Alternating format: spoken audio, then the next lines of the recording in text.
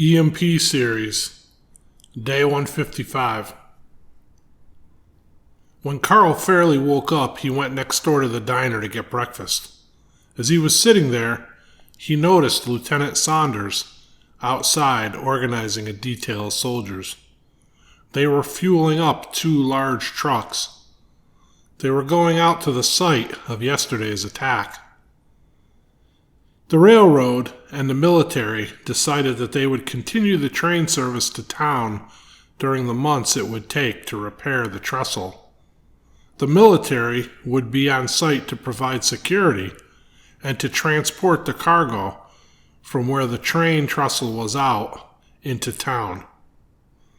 Up on a ridge overlooking the station, Tyler Hobbs motioned to a member of his group to hand him the binoculars he was holding. As he zoomed it in on the site, he watched as the soldiers geared up and drove off. Carl Fairley walked into the street to speak with Major Stillman as he walked down toward his office. Tyler Hobbs picked up a scoped .30-06 rifle and focused it on Carl. He knew that this was the man who killed Bailey. He wanted to kill him so badly he could almost taste it. He knew the distance was within the range capability of the rifle, but he also knew that it was a difficult shot for even the most experienced shooter. No, he decided, today would not be the day that he would kill Carl Fairley. He watched the street and station for a while, taking meticulous notes of everything that went on. Carl asked the major about train passage for Callie and Aaron Jr. to Missouri. They had talked about it after Aaron was killed. Aaron was working part-time with the railroad to earn credit for passage for himself, Callie, and AJ out to the Ozarks, where Callie's family had been building an off-grid family compound.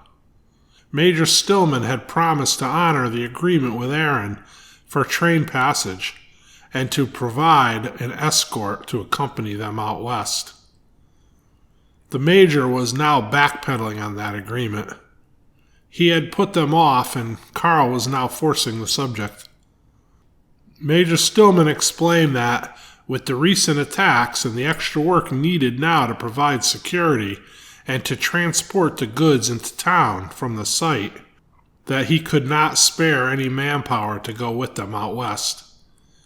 He told him that they could go alone, but he advised against it.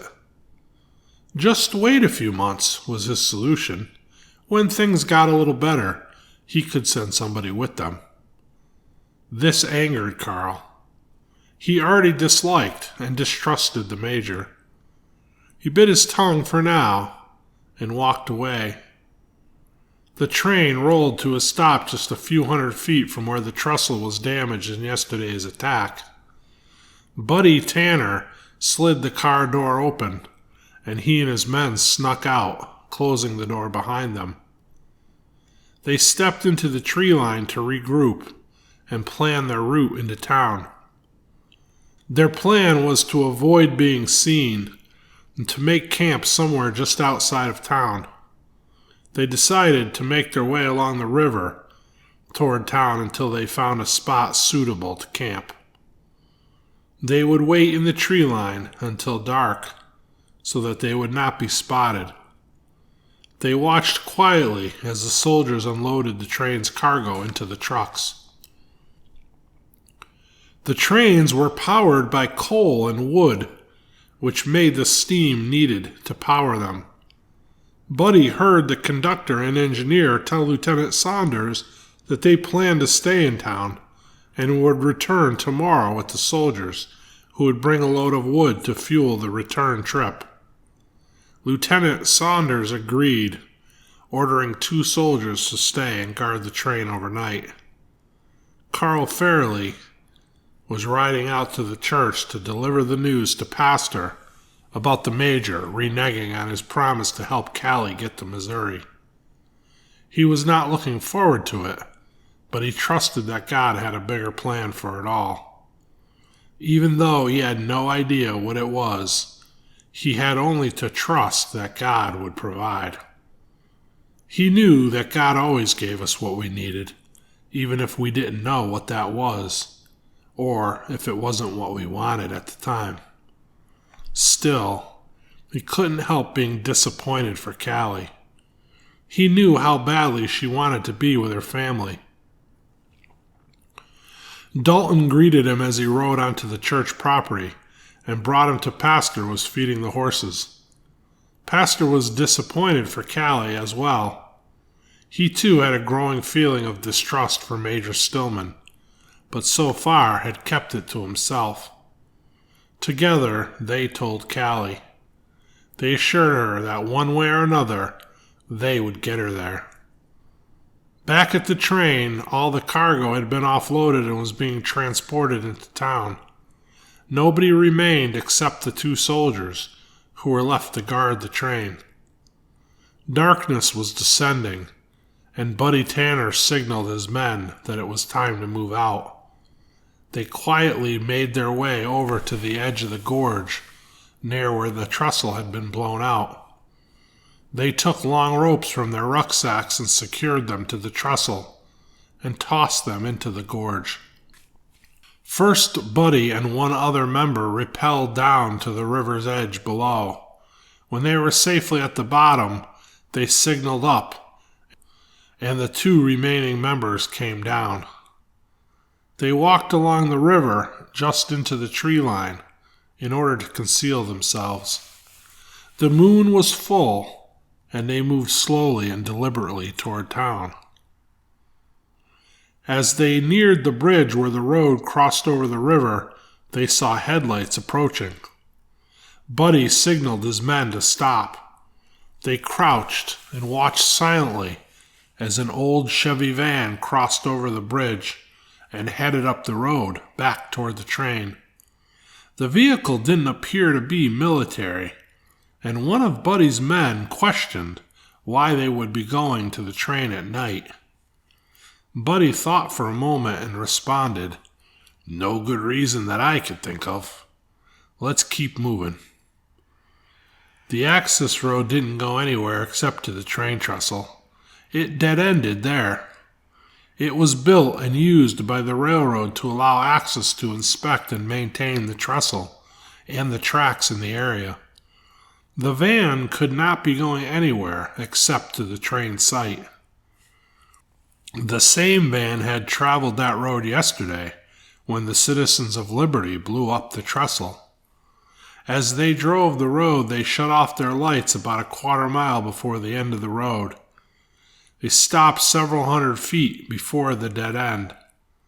The 4 men got out of the van and walked up to the dead end, and then around into the woods, and came up to the back of the train.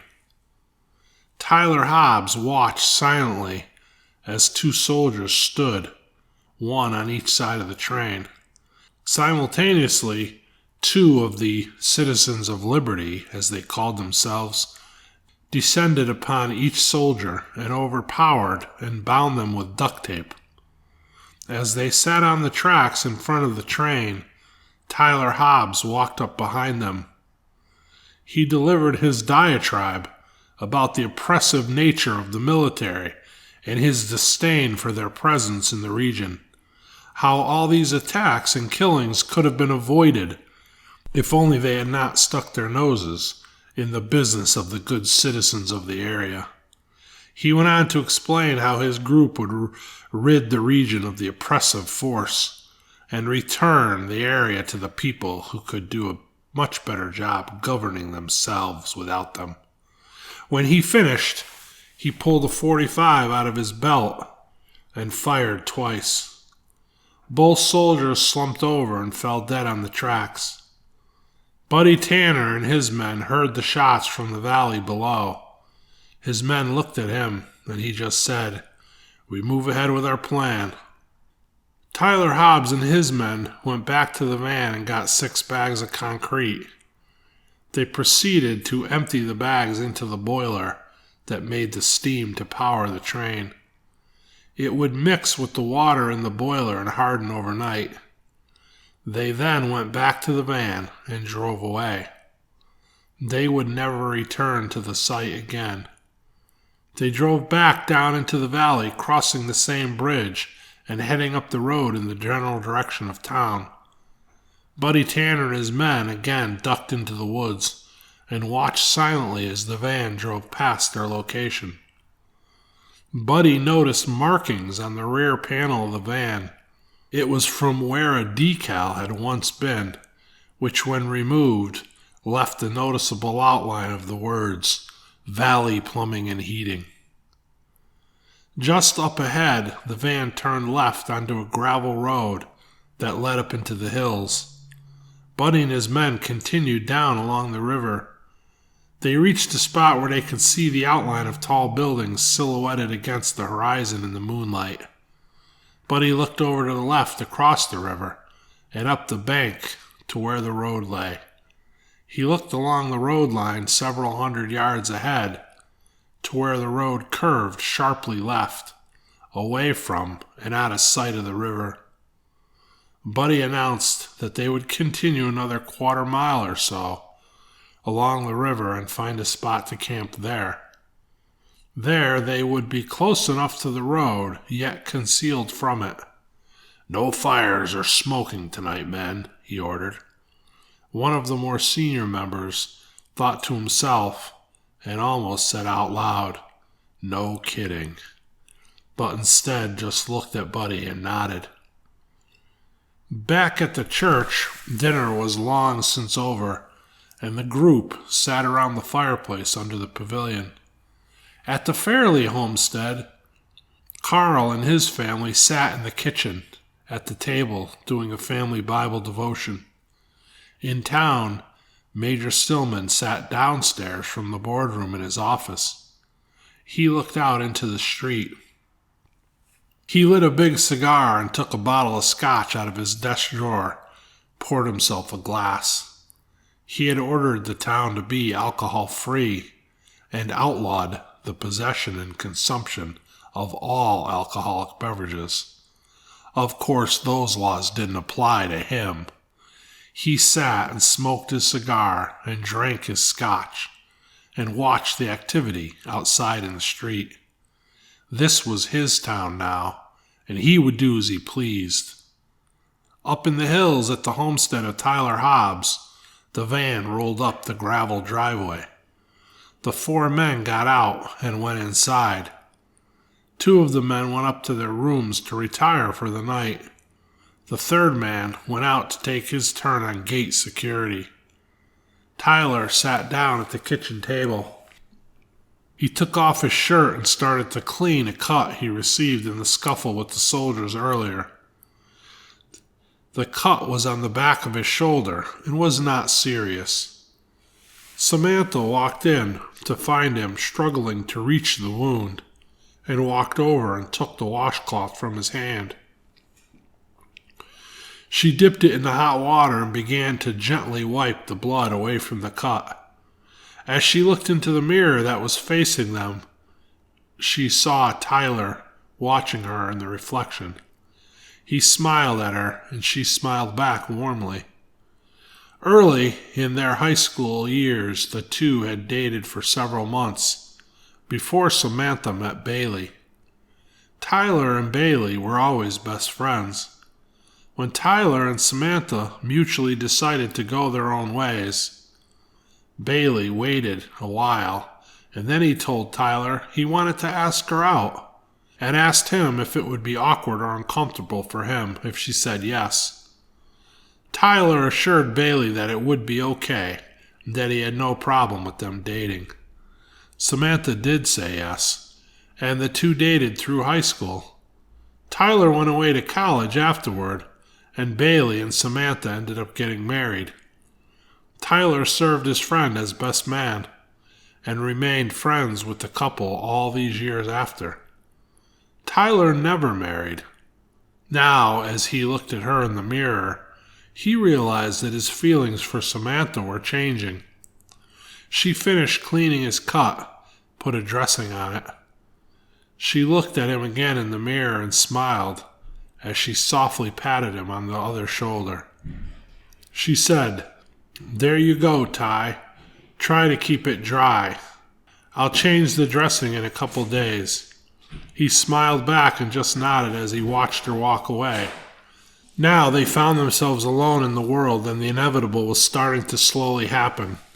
Down in the valley, in a stand of pine trees, several hundred feet from the riverbank, Buddy Tanner and 3 other members of his MC were setting up camp for the night. 3-hour watch rotations, he announced. "I'll take the first.